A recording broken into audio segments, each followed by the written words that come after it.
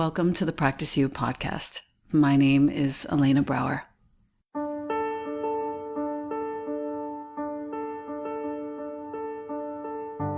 Together, we'll explore and enjoy content and conversations around mastering transitions in our relations, our wellness, our careers, our families, and especially in our missions and visions. You are invited to learn and love and listen with me. Welcome to Practice You.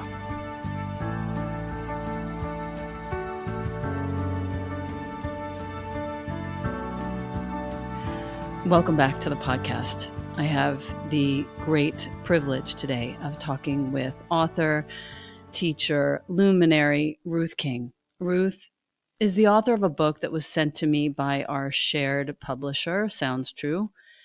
The book is called Mindful of Race. I am shaking nervous right now, which very rarely happens on my podcast.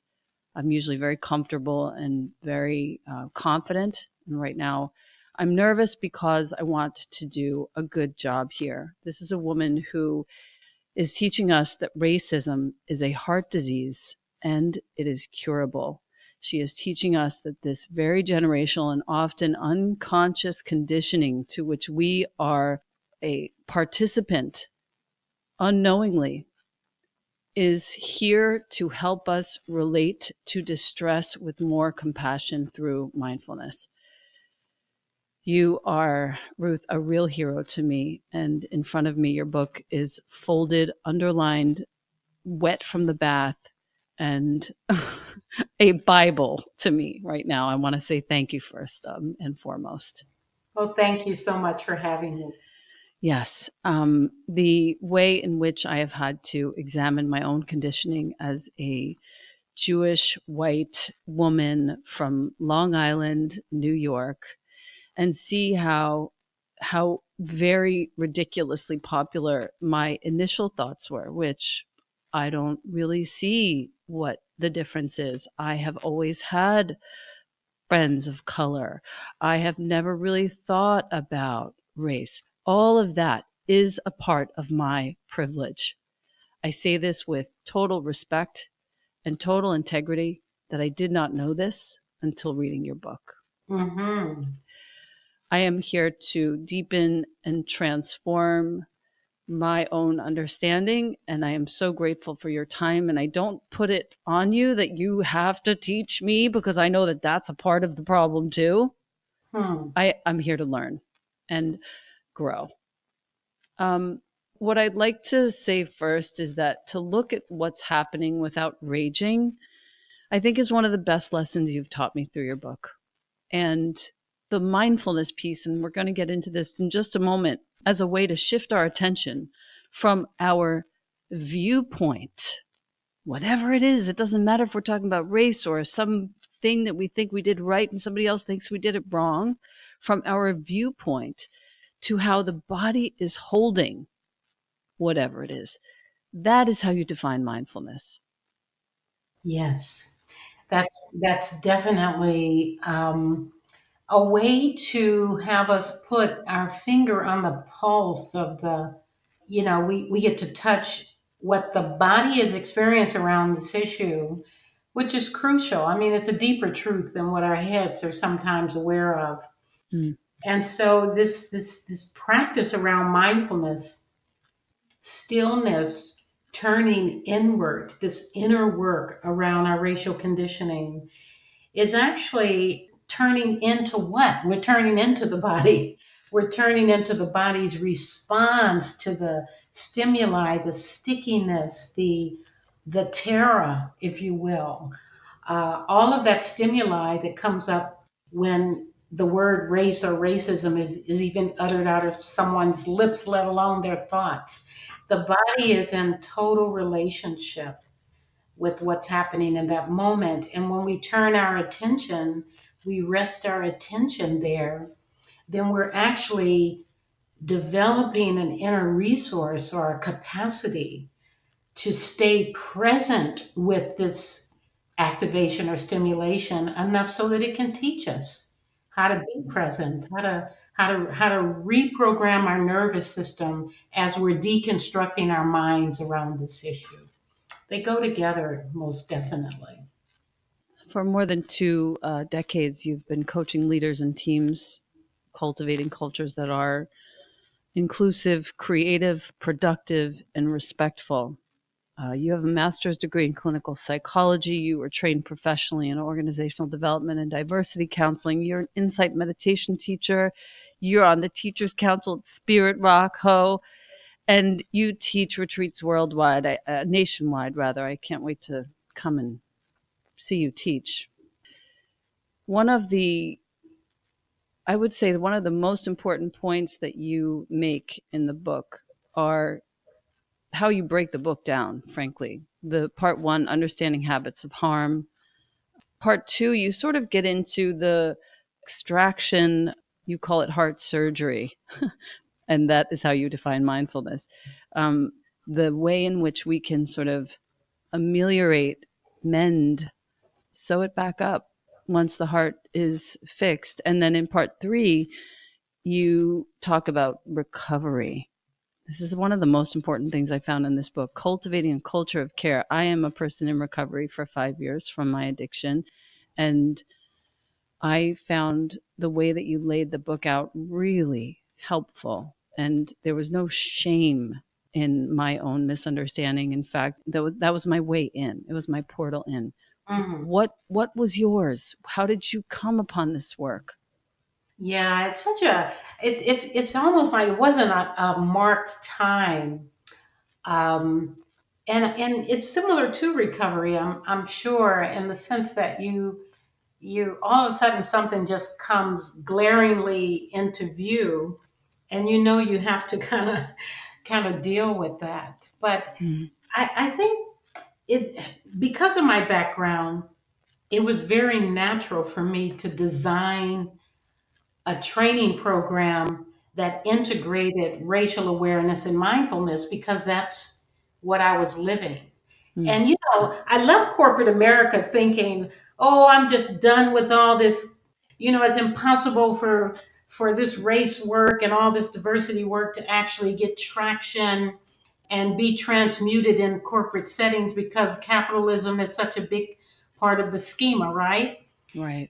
So I'm thinking, okay, I'm going to leave and go pursue more spiritual endeavors and really kind of work on myself when I left corporate America back in 1992, only to walk into insight communities, naive as I was, to recognize that it's the same thing was happening inside the systems. So it was natural for me to develop a training program that would integrate these two worlds, Mm, the spiritual world of mindfulness, if you will, and the harsh reality of racism that's in most systems. Anytime we gather, we yeah. bring ourselves to that table. Yeah. So the training was where I began, and it was also the place where I deepened my understanding, because sometimes you know how it is, we train what we teach what we need to To we need to learn. learn. So Yeah. the book is kind of like the result of things that I discovered and deepened around through the training. But it's also this gap that we see, and I think you probably see as well, between our good intentions and what we actually do in our lives.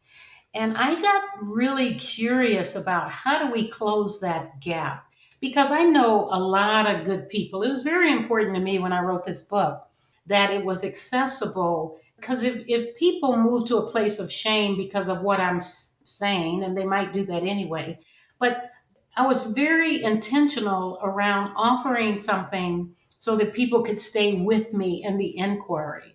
And it just doesn't help if we find ourselves so shattered by the harsh reality of how we're beginning to recognize how we think and feel. It doesn't help if we shut down around that. So Right. my hope with the heart surgery, and the recovery section was really to help people stay with me. Let's keep doing this while we're holding hands, because this is Right. Right. we can't just keep turning away from this. Right. Right. So to me, that's a piece of the work around mindfulness, this capacity to cultivate presence, so Yes. that we can stay with whatever is here and know it for what it is, and know we can bear our lives, we can carry ourselves through this. We can do this. In other words, we Mm, can look at our racial history, and it's not going to kill us. right. Although, we know that's not always the case for some people. Right. For most of us, we can bear witness to our experience and deconstruct or decolonize our mind enough to be able to have a wiser and more compassionate response to ourselves and to the communities that we live and influence. Upon reading this first section, I was away with my kid on a long trip, just the two of us. He's 13. It's time. I have always taught him whatever I knew, but this was a real learning experience to dive into your book and your work. And what I came to understand, the whole idea around whiteness is that we actually need to wake up to the fact that we are a part of a group, a history, a narrative of deep pain, of a lack of integrity that goes so deep, so far back. And most of the white people that I know, we have historically seen ourselves as empowered individuals, as you teach in the book. We don't see ourselves as part of a group because we've never had to fight to be treated equitably. We've never had to rise up and figure out how to do some of the most mundane daily things because of the color of our skin. That's never been the case for most of us. As a Jew, I've Mhm. had a little bit, but not a whole lot as a woman. But wow, the learning, the understanding that I taught him was to wake up to our whiteness is to understand that we've actually never had to fight to be treated equitably in day-to-day matters. And we need to make this a collective priority. If we don't, the people of color continue to suffer because we're blind. Yeah, I think that when white people are not doing the work of whiteness, people of color are burdened with that weight of responsibility. And the weight of that responsibility gets shared as white people become more aware of their collective narrative, group, historic reality, and how that actually lives present time.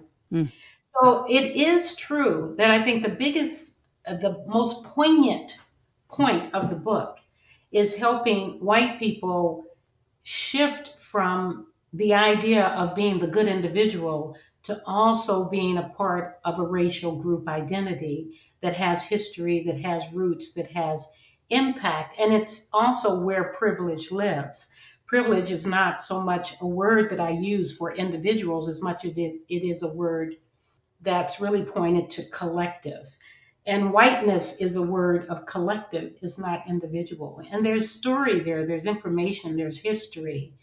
And when white people wake up to that and recognize themselves in it and the dynamics that go with it, which is what I'm really spelling out, especially the dynamic of blindness, sameness, and silence, which is what keeps privilege, where it is, that we don't see it, we don't speak it, we don't, it's just not a part of our way of looking. That's been a big help, I think, for white folks to just get that piece. That's a big piece. Understanding that we're part of group, we're part of a racial group identity yeah, that means something. that's precisely what one of the biggest learnings for me was in this book, and to be able to pass that on to my kid was a Hmm. great gift. And we had one of the best conversations of our lives with regards to I taught him about the SPLC, the Southern Poverty Law Center. I taught him about all the hate groups that are rife right now, particularly just growing, and so many of them growing and growing and growing. You mentioned at the beginning of the book, but I actually get the SPLC mailings because I've donated to them, and wow, it's so daunting. There's a chapter in the book, that speaks directly to whiteness, what white folks need to do with privilege. I think it's entitled something like that. I'm thinking about you and your 13-year-old son and this intimate time you had. There's a section in there that's called The Untold. It's a piece that I wrote out of a dream of what it would be like if white folks were talking to their children about race. I don't know if you've had a chance to look at that, but I think it's really powerful in the sense that it's an adult white person talking to a child who is fully owning the racial collective and historic narratives and having a tender conversation with their child about what they might need to be in store of as they Mm. move through the world as a white child. Now, Ta-Nehisi Coates is talking in his book to his son about what it's like to walk in the world in a black body. And this writing, I think, was really stimulated by what would it be like if white folks were talking to their children about what it's like to walk in a white body and what we might need to attune to.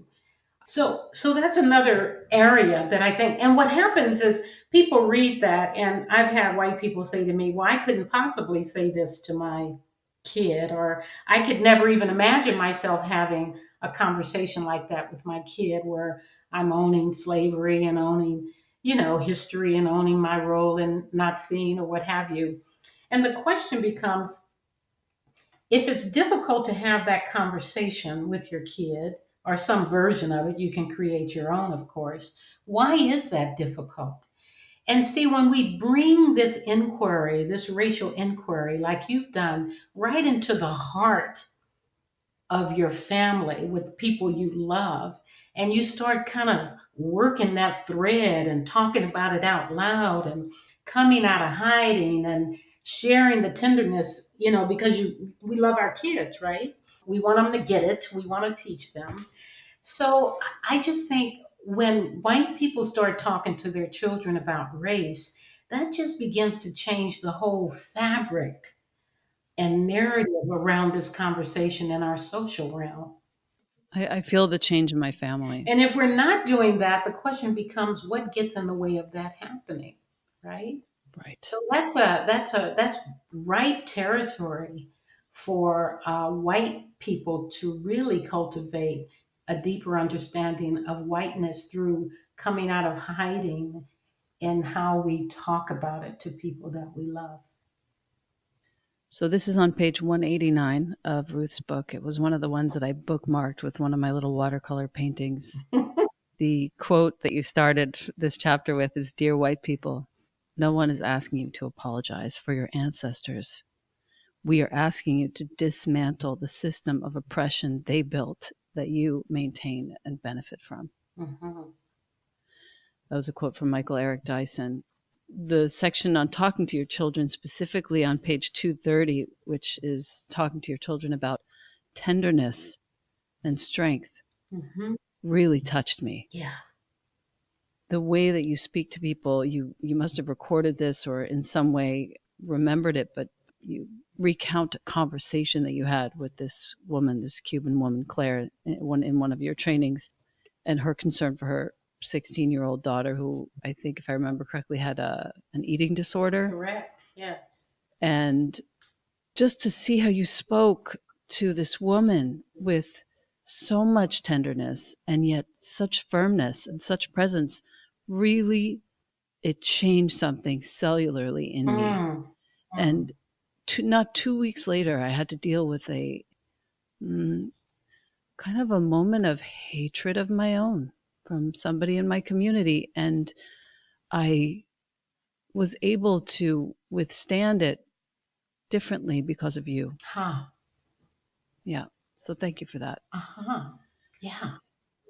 And I think in a way, I just want to just highlight this a little Please, bit because, please. what you just said is no small thing. Because this is how it works. We get this information, and if it touches us deeply enough, it starts to influence what we see, how we see it, and how we respond to it. And that's the prayer, right? I mean, that's the hope around this, that we're not just reading something, but it actually begins to shift how we look at something. It holds us long enough so that we begin to see the subtle ways that what we've read or what we think about is actually alive in our own life. So I'm Yeah. appreciating that discernment that you're speaking to, that this kind of connecting the dots, you know? Yeah. Yeah. And I just think that's so important when we're looking at this work, that it lives on the page and off the page in our lives. The six hindrances are where I want to go next. I'm really looking forward to talking about these. The six hindrances in order. One, good individuals. We've kind of already touched on this, where I see myself as a good person. I don't see myself as a racist. And yet I'm completely neglectful of my race's history of oppression of people of color. Two, internalized oppression. Three, stars and constellations, which really helped me also. We'll get into that shortly. Four, intent and impact. Five, cumulative impact. And six, which we've touched on just then, white privilege. Um, I'm no longer afraid of that term. Thank you so much. I really understand. It's not some affront. If you're listening to this and you're white and you don't like that term, I promise you it's not an affront. It's just the situation at hand. It's just what we have been handed down from generation after generation, this history of oppression. It now belongs to us, and our privilege is that we're not being oppressed. Our privilege is that we have choices as to how we look at things. Our privilege is that we get to see ourselves as empowered individuals and not just a part of a race, and we have to change that. Yeah. Internalized oppression, number two, I would like to go into this a little bit because a lot of what I read, I really needed to read. I hadn't known what that would ever feel like. I hadn't really sunk into that sensation, and I want to understand it better. Go ahead. Did you have a specific question around it?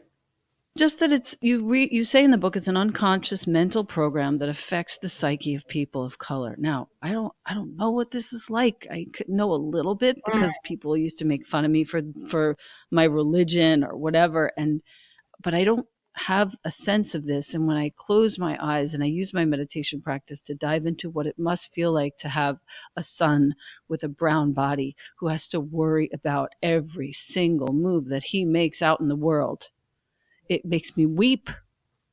I don't have to think about that. yeah.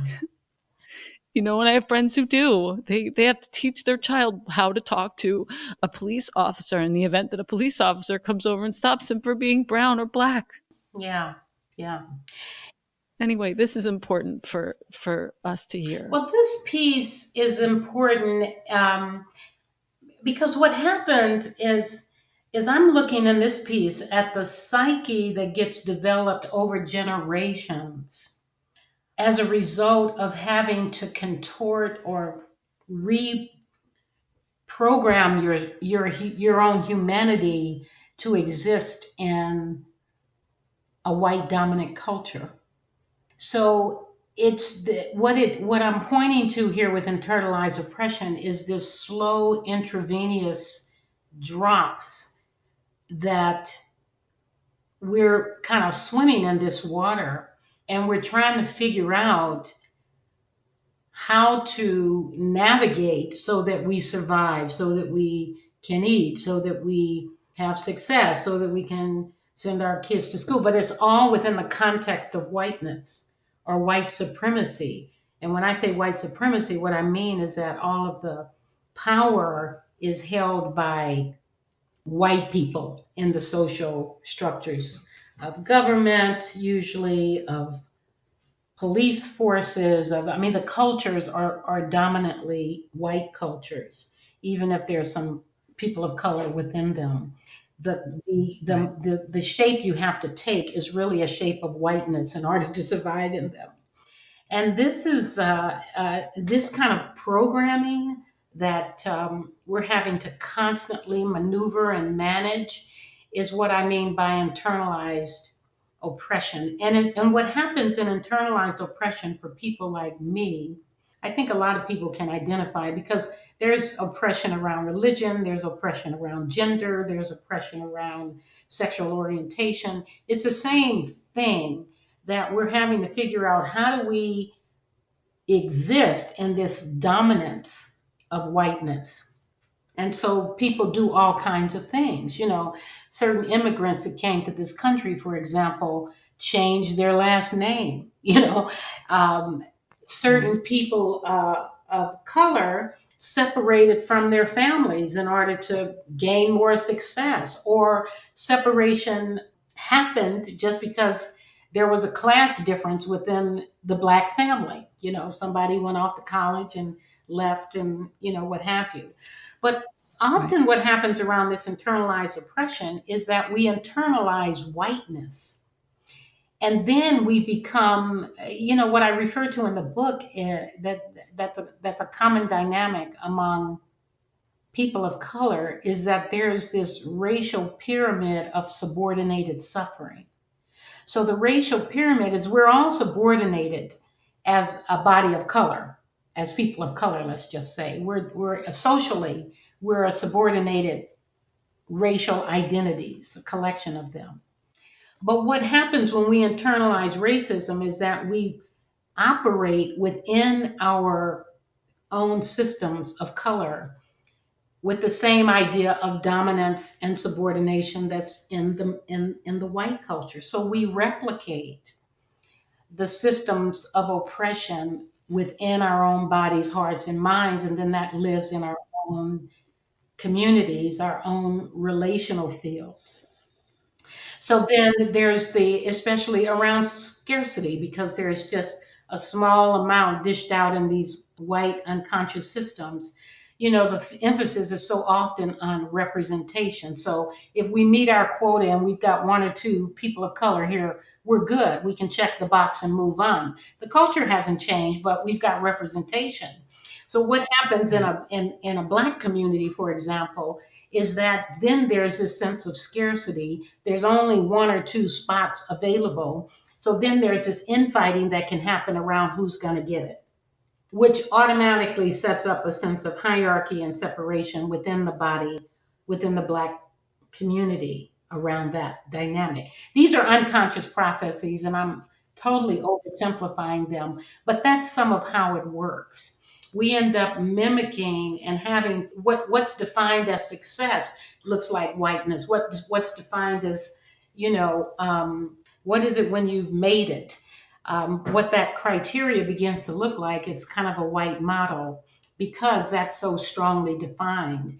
And then that creates a very painful dynamic within the body of color, because whiteness is primarily structured, not knowingly always, but it's primarily structured at the individual level. See, we're still looking at Right. individualism.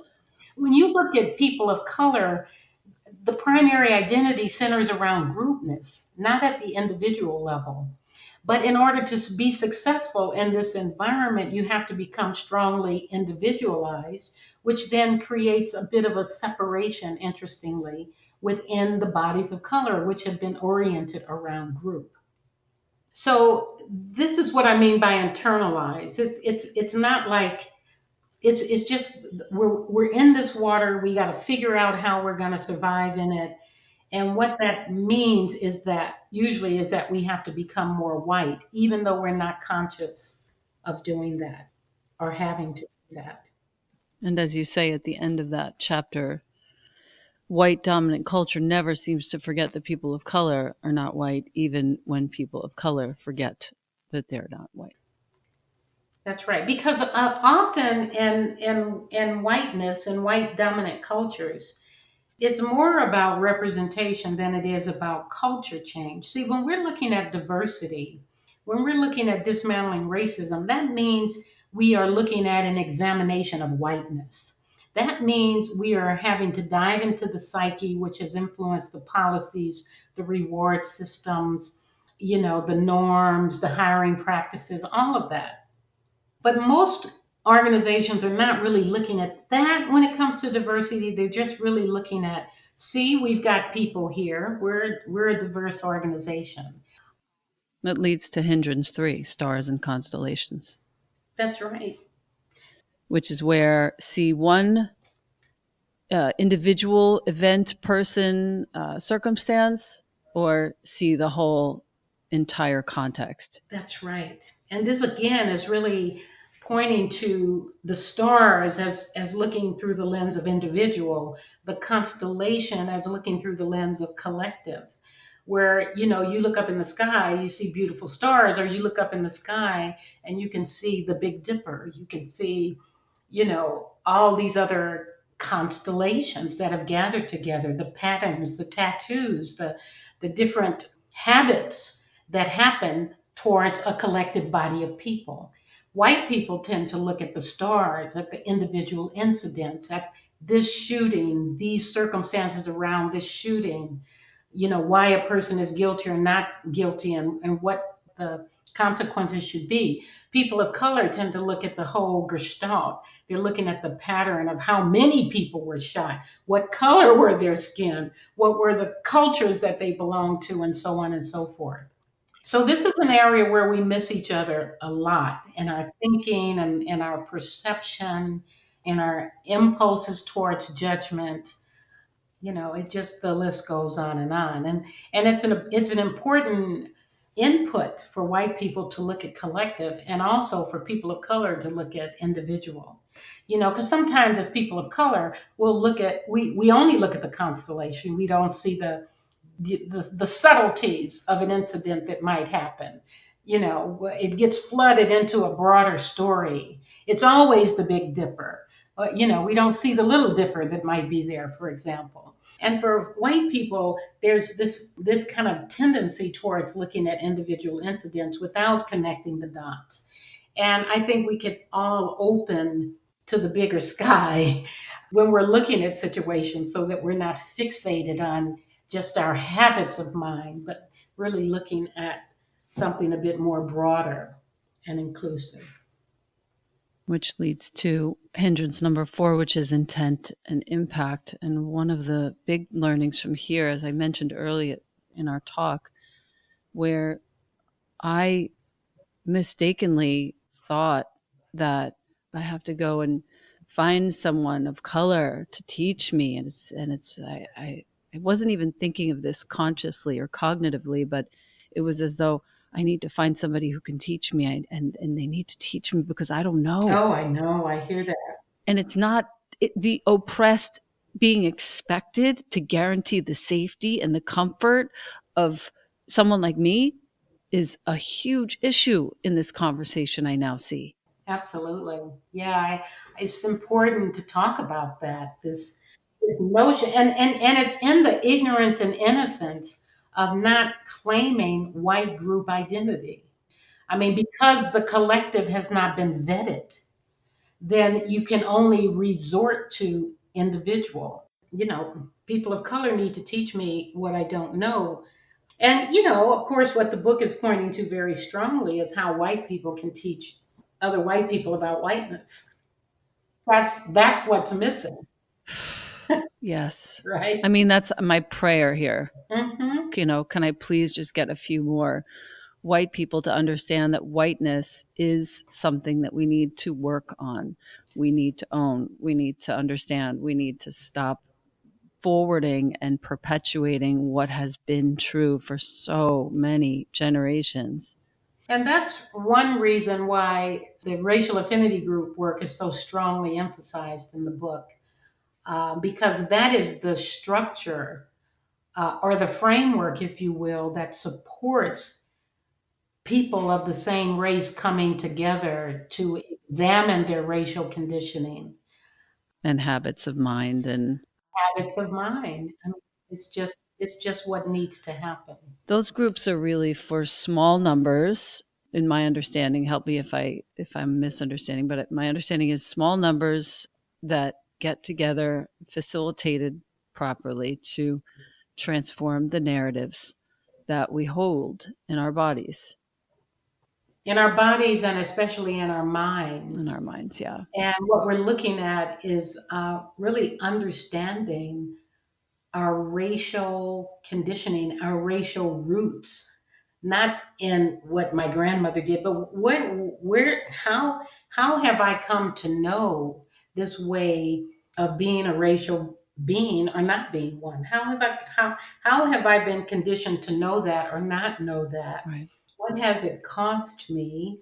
So we're examining so many areas around, where was I silenced early on, and what kept me from having a conversation about race that I may have wanted to have in my family, and what would have kicked me out of my membership as a Right. as a white woman if I had raised this issue with my mother or father. Mm. These questions that can be asked that helps us contextualize our relationship with race and come out of hiding with what we do know, we just haven't examined, and shed some light on that and give it a bit of air and space so that we can really understand what we're capable of doing well, and then do that.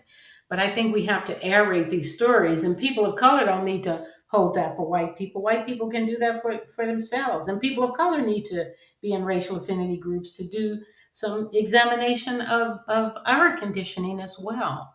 I think everybody needs to be in a place where they can unpack and examine, not to feel bad, not to fix a problem outside, or not to fix anything, Right. but to just have a place to aerate, to open, and to be in relationship, if you will, Mm. with what's coming through, what's moving through, Yeah. so that we can know we can bear it and we can make different choices around it. Well, I think also that these racial affinity groups are the way that you mitigate the fifth hindrance, which is the cumulative impact. We're tired. People of color Yeah, are tired. I'm tired of not knowing what to say. And I'm not complaining, believe me.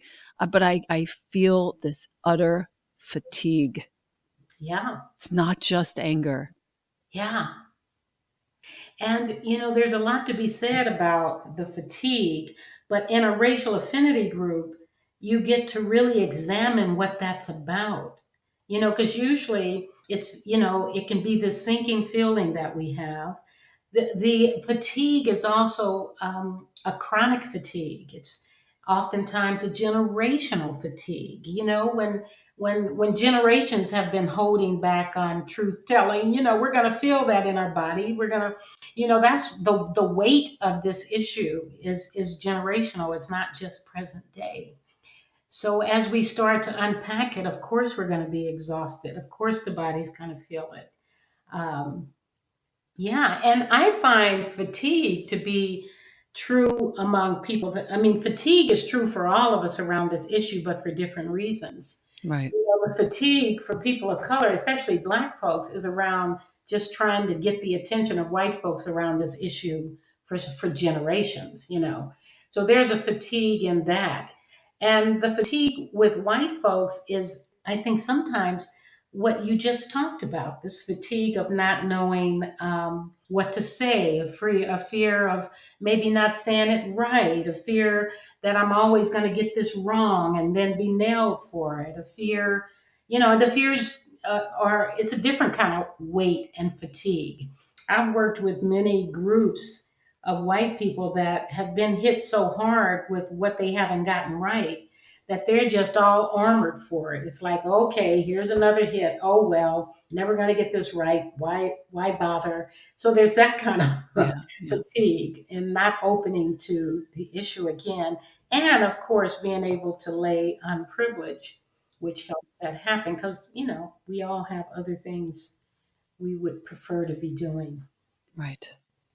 I also want to talk about the prison industrial complex. I didn't quite understand the full gamut of the impact, the cumulative impact that that has had on our society and our people. I say people as a whole. Hmm. Um, can you speak a little bit to the way in which this entire complex profits from these black and brown bodies being warehoused, as you said, I think it was in the page 60, Mm-hmm. uh, in these prisons, and how it affects us all. Yeah, it's a painful, structure, the structure of oppression, the structure. I mean, Michelle Alexander does such a brilliant job of speaking of the new Jim Crow when she speaks of this industrial complex. Angela Davis has been trying to raise awareness and impact around the use of, this industrial complex as a modern day form of slavery. And the warehousing is, as some of you probably know, the targeting of dark bodies, especially brown and black bodies, early on. And then what Naomi Klein refers to as disaster capitalist, where the capitalists of this country predict and then build and structures and bet wages, if you will, and how many people they can fill in these complexes. The prison industrial complexes, a large part of them are on the stock market, right? So it becomes an investment Wow. vehicle. The children are targeted early on in schools, and the schools are inadequate. And then the people in these complexes, these prisons, their labor is used to build things, to create things that are sold in different places. And of course, they're not being paid. And of course, if they get released from prison, they can't vote, many of them, or they can't get jobs. And so the whole cycle repeats itself because, there's all these other temptations to try to take care of yourself and your family. And there's also the social perception of who they are now, criminal. That's right. That's right. And they were perceived that way even before they got into the system. They're perceived that way even if they're not in the prison industrial system. So this is a very vicious cycle. It's not the only one that we see, but these are systems that really benefit and capitalize and exploit bodies of color, and basically they get away with it. So, and then we can, if you add the stars and constellations template on top of this, where you can see individual acts that people may do, so therefore go to prison, okay, as opposed to seeing that the majority of the people within the prison system are dark and brown bodies, then that's again the stars and the constellations. It can be justified as an act, perhaps, and that's, I say that lightly, but we're not looking at the constellation and who benefits and all of that. And so this is very much tied to our consciousness around race and the consciousness around criminalization of dark bodies, of immigrants, of indigenous people. There's a mindset that is dominated in this culture that subordinates and therefore can criminalize large bodies of people to this detriment. And there's profit from it. There was profit from, Katrina, where money was thrown at different companies to respond to the crisis, but the companies were actually kind of erupted as targets of these companies came up, a number of them, to address the crises. These companies didn't exist prior to the crises, but they were able to capitalize on it. And government funds went to certain people that Wow. were members of other people in the government. It's a hot mess, right? But this is what can happen if we're not looking at the constellation of harm. And whether it's Katrina or it's Flint, Michigan, or it's any of these, just way too many places where we get to define, white nationalism and white terrorism, domestic terrorism, as mental health issues as opposed to domestic terrorism. There's a lot of ways we frame things for different people for different reasons.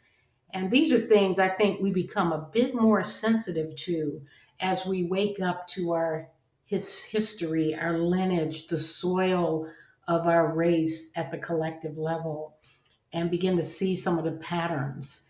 I just think it's hard to see otherwise. We need to. There's a star. There's a planet, Chiron. I think Yeah. in the universe that I think I say this in the book that that star has been there forever, but it took a collective consciousness in order for us to see it. And sometimes I feel like that's the work I'm trying to do. Can we mobilize a collective consciousness around our racial conditioning so that we can see what's actually happening right in front of us in a real way, in a human way, in a conscious way?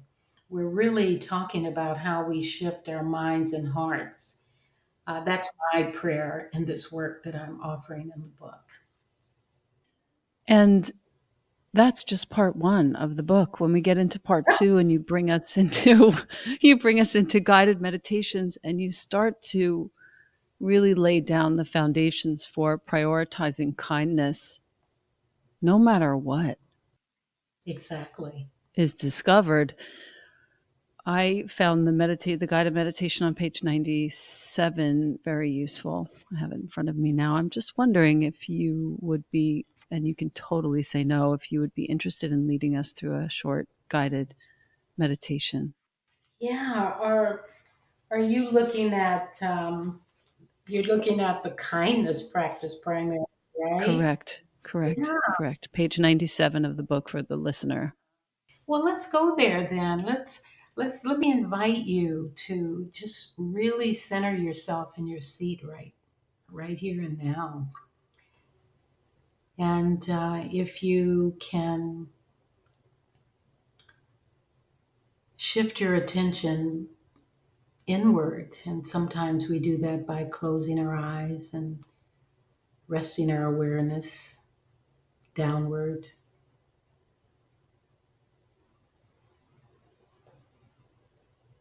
And it might be helpful to bring awareness to the actual experience of settling right here in your seat.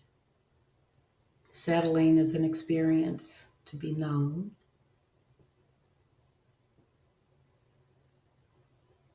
So we're turning our attention into the body and feeling the body collect itself and settle.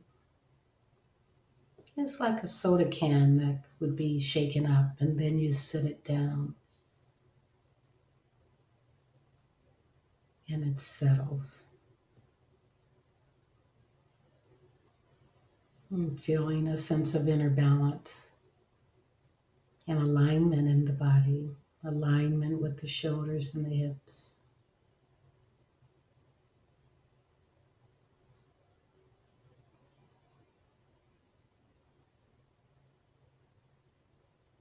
And allowing the awareness to move through the body like a gentle rain.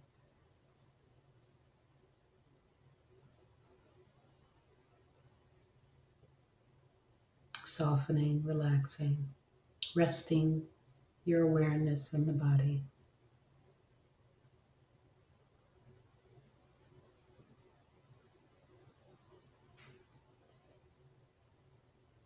Really taking your time here to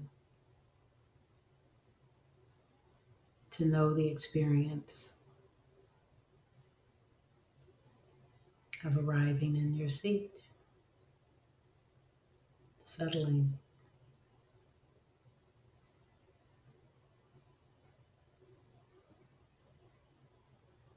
And next, bringing your awareness to the movement of the breath in the body, the rise and fall of the breath. We're not thinking about the breath, we're experiencing the movement of the breath. Maybe it's in the belly or in the chest.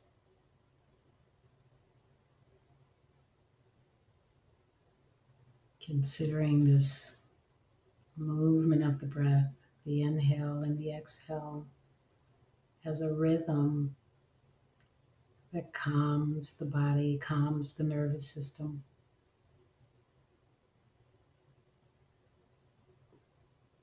This gentling,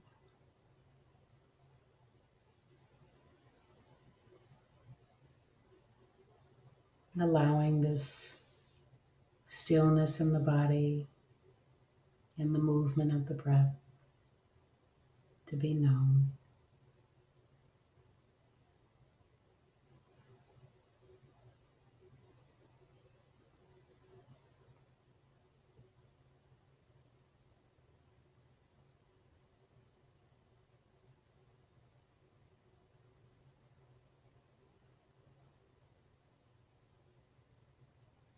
Taking a moment to appreciate these few moments that you've given yourself as an act of kindness. Kindness as revolution.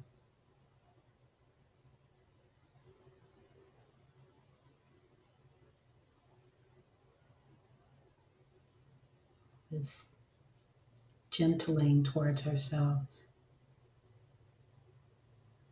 This homeopathic. A little a day is a lot. This getting still. This connecting with the body and the breath, which is always in the present moment.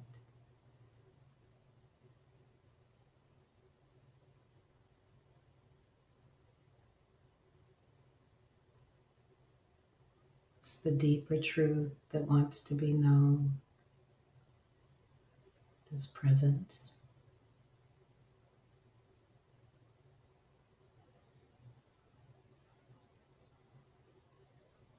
And in this intentional pause, we can offer kindness to ourselves. Can make up our phrases.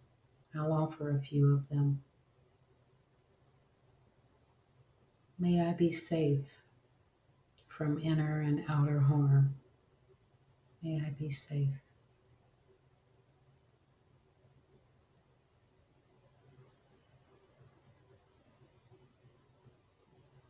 May I be happy and content with what life offers.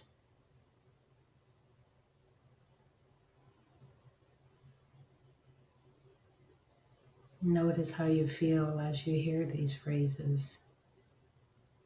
Allow the phrases to be a balm. May I be healthy and strong, and may I live with ease.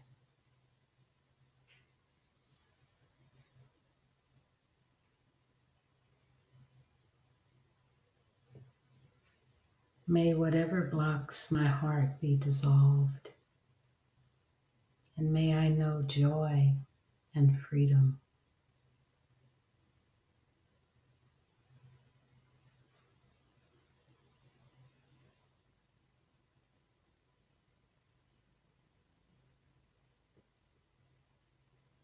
Staying with the body and the breath. May I be at ease. And may I be free from animosity and hatred.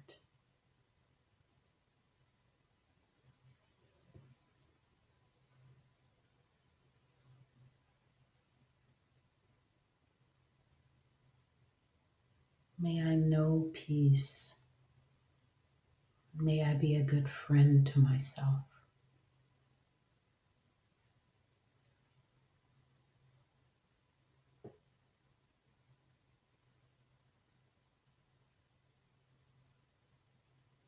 May I see the world with quiet eyes and respond with wisdom.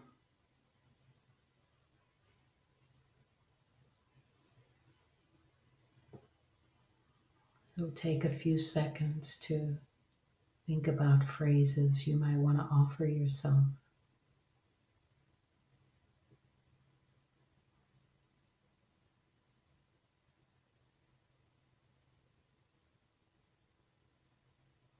And consider as we move away from this and you Want to work with this practice daily, consider it a daily bath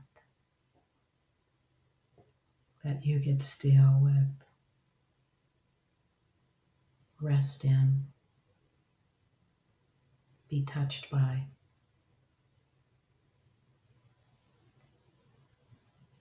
Consider this hygiene.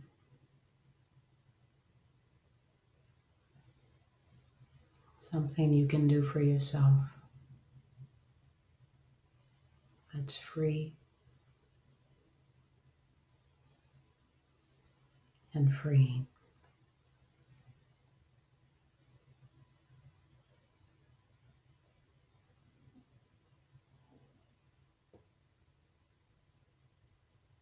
So take a couple of deep breaths, and we can come back to the present moment.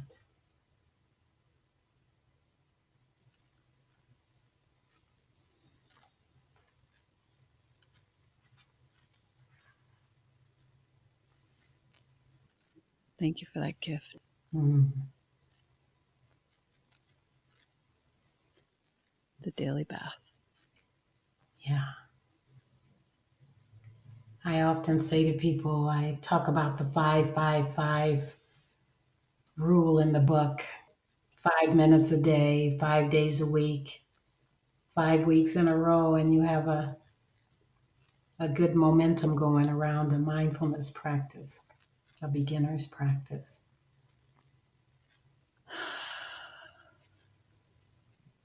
That just felt really, really good.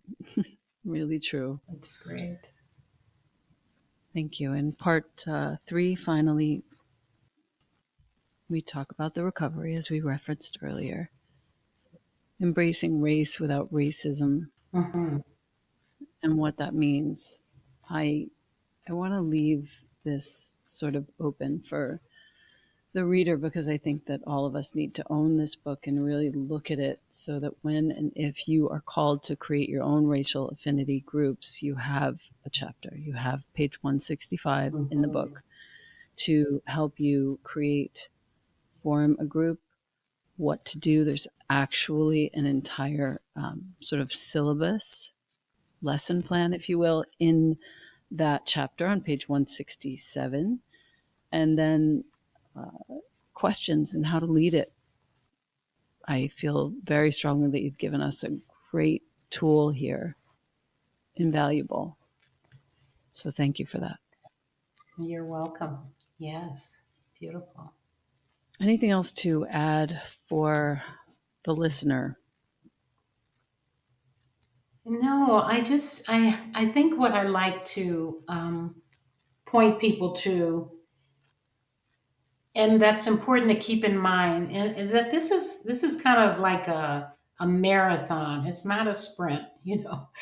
So usually I think people can find a way to rest into that reality when they think about this work as a life's work. That you're not trying to get something perfect or reach a certain destination. The last chapter in the book I is called Messy at Best. That this work is just messy.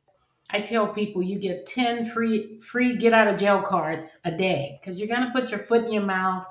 You're not going to get it right. You're going to have all these questions and insecurities. And that's literally necessary when we're doing this work, that we feel a sense of groundlessness and inadequacy, that we don't have the answers, because that's, and that even when we do get the answers, we feel a sense of insecurity around it, because we're learning something deep and necessary.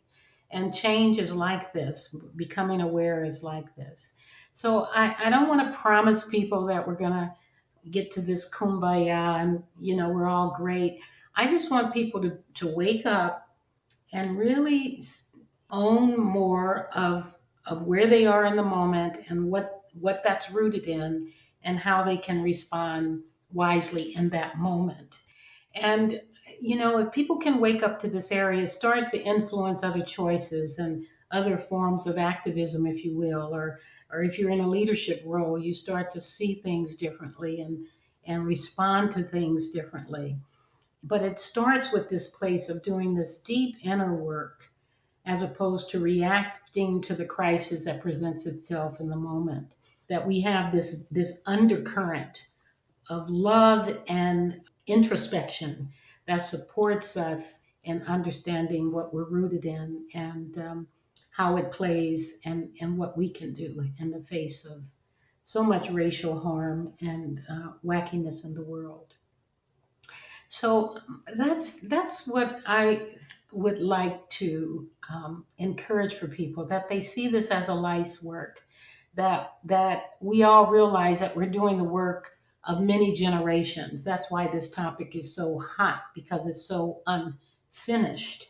So when we Right, start right. to pull that thread in the tapestry, we're gonna feel it. We're gonna be touched by the information. We don't get to bypass the literal field of the nervous system and the emotional system and the body system and all these other things that are touched by this.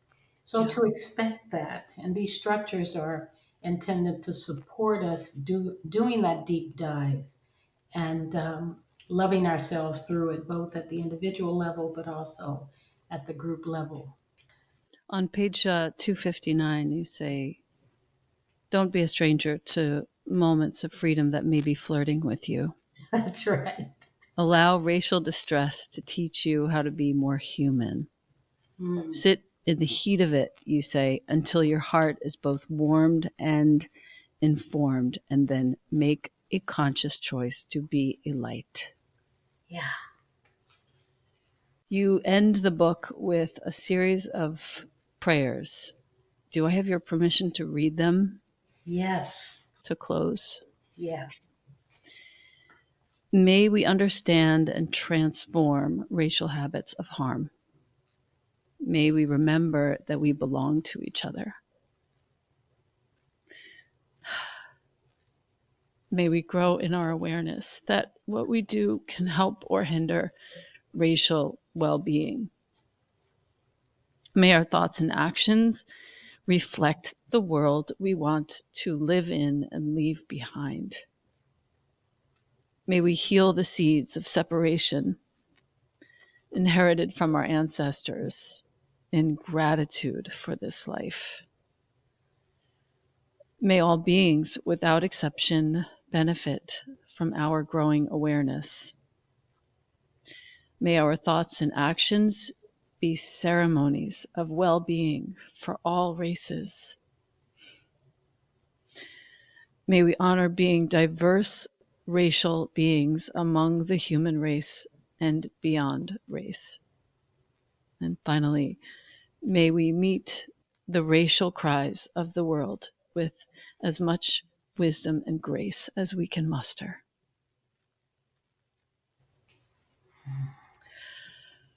Oh, I just can't thank you enough. I learned so much from you. Thank you.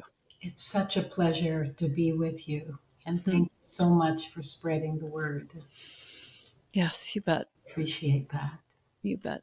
And thank you, Sounds True. I don't even know who at Sounds True sent me this book, but thank you so, so much. It is everything.